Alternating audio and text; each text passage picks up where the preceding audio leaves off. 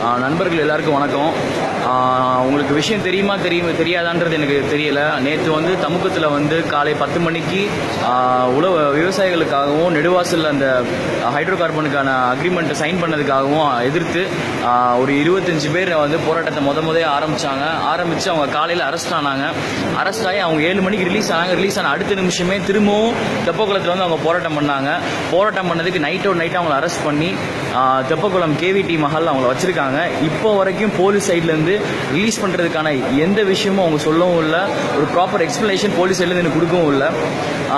இந்த மாதிரி நாங்கள் நிறைய ஸ்ப்ரெட் அவுட் பண்ணியிருக்கோம். ஆனால் இருந்தாலும் எந்த ரெஸ்பான்ஸ் இருந்த மாதிரி தெரியல. அதனால தயவுசெய்து இந்த வீடியோ பார்க்குறவங்க யாராக இருந்தாலும் மதுரை தெப்பக்குளம் கேவிடி மஹாலுக்கு முடிஞ்சா வந்து சப்போர்ட் பண்ணுங்க.